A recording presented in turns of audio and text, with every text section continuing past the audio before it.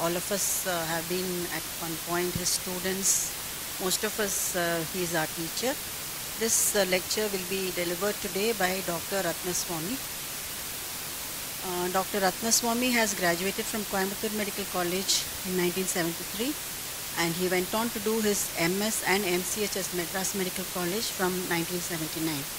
At this period, I am sure he must have been closely associated with Dr. Madana Gopalan, and he is the best person to give the oration today. He has retired as professor and head of the Department of Surgical Gastroenterology in Madras Medical College and Raman General Hospital. And he has been with Dr. N. Rangabhashan during that time. And presently he is professor and head of the Department of Surgical Gastroenterology, SRM Medical College at Chennai. He has held a lot of posts of importance in the association. He has been a former president, Indian Association of Surgical GE, and also our Tamil Nadu chapter he has been a former president. He is former National Secretary of Association of Surgeons of India and at present the treasurer of the ASI. He is examiner for many universities for the MCH gastroenterology. His main interests are colorectal and hepatobiliary surgery. We now invite Dr. Ratnaswamy to deliver the oration today on corrosive strictures in memory of Dr. N. Madana Gopalan. Dr. Ayamanavan will honor him with the medal for the oration.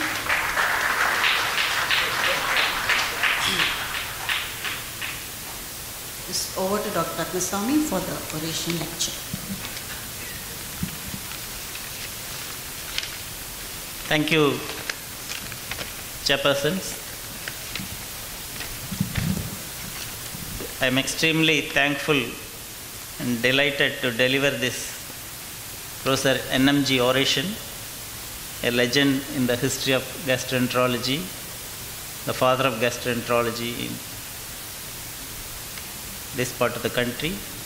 It's a great honor and pride conferred on me. I thank the patrons, the Executive Committee of the Tamil Nadu and chapter of Indian Society of Gastroenterology, the Salem branch of the Tamil Nadu chapter of ISG, the organizing committee, for giving me this platform to deliver this prestigious oration. My sincere thanks also to Professor Raghuram, Professor Jayanti, Maldi for sharing their data on Professor NMG.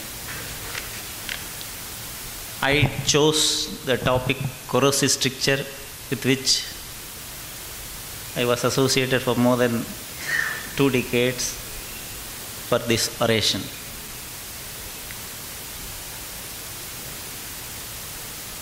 Professor NMG, born in the year 1932 on 25th of October, has obtained as a best outgoing student of Madras Medical College in 1955. He obtained his MD in 1959 and he did MRCP and FRCP from Royal College of Edinburgh. He held various positions. He was the professor and head of the Department of Gastroenterology at Madras Medical College, and later on he went to Government Peripheral Hospital and established a Department of Gastroenterology there. It is in this premier institute that Professor Madana Gopalan toiled and established the Department of Gastroenterology, which has grown to a great height today. His areas of interest include several fields like history, abdominal tuberculosis, peptic ulcer, parasitic diseases. Budd-Chiari syndrome is close to his heart.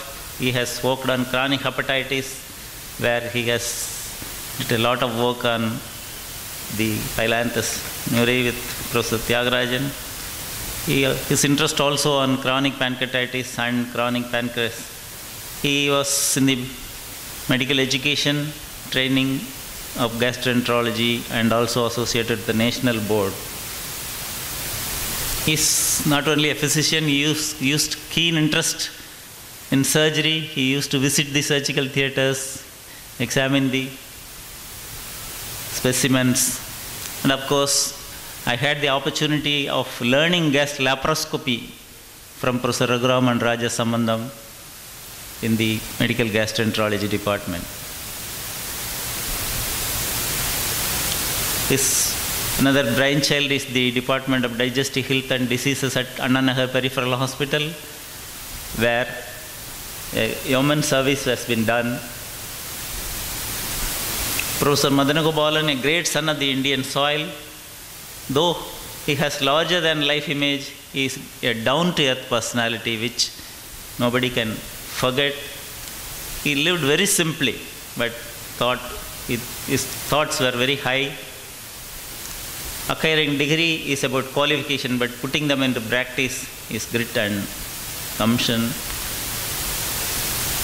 He won many accolades that made India, and he made India proud. He is an intellectual person with a lot of sensitivity to fellow human beings. He is very keen to learn throughout his life. He has friends not only in India but all over the world. It is when I worked with Professor Rangabhashyam in the Ward 10 that I had more opportunity to attend his classes and learn. He emphasizes on medico-surgical synthesis. The ward rounds, the grand ward rounds of the combined surgeons and physicians and the gastroenterology radiology conference remain in our minds forever, where we learned so many things, all are aimed at giving the best care to the patient. Medical education was achieved a milestone during his period.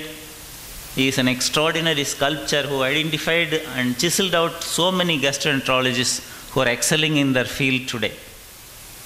Thus, he is a visionary and he continued to remain so.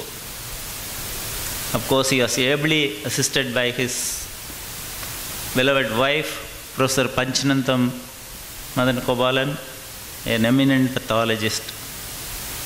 Ladies and gentlemen, I am honored to give this oration on behalf of Professor NMG. The corrosive strictures can be dealt in two aspects. One is the acute phase and the chronic phase, where the patient develops stricture and of course other complications. I will take up the acute phase first.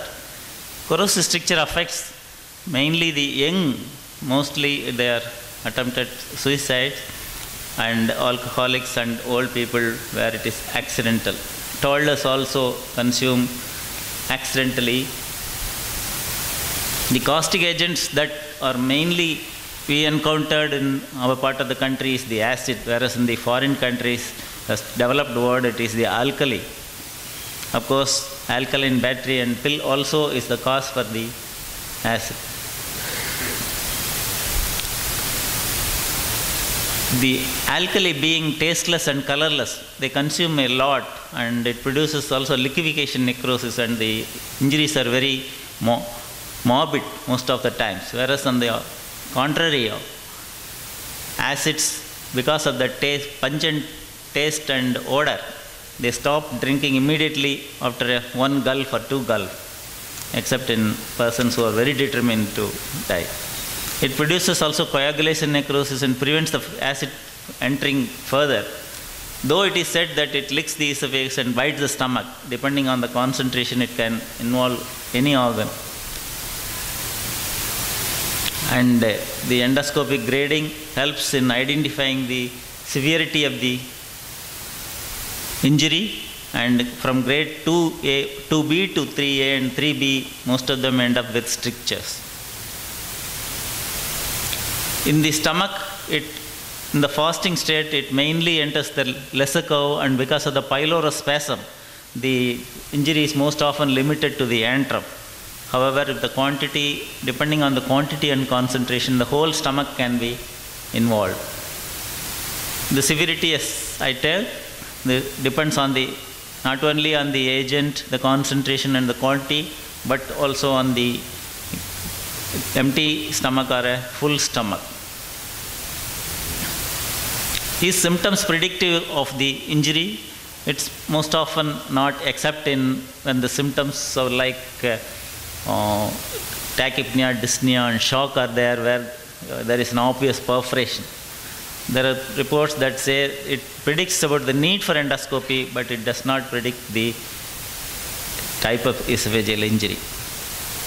And of course, endoscopic grade and of late CT grade are useful in predicting the injury. Coming to the treatment of acute injury, the resuscitation and proton pump inhibitors intravenously are useful, and oral feeding can be started depending on the type of injury. In type 1 and 2 it can be started. Type 2 and 3 patients may be put on nasojejunal tube very carefully, and they can be started on nasogastric feeding. Emergency surgery is indicated in certain patients who has got perforation or necrosis of the esophagus and stomach. Tracheostomy, especially when there is a laryngeal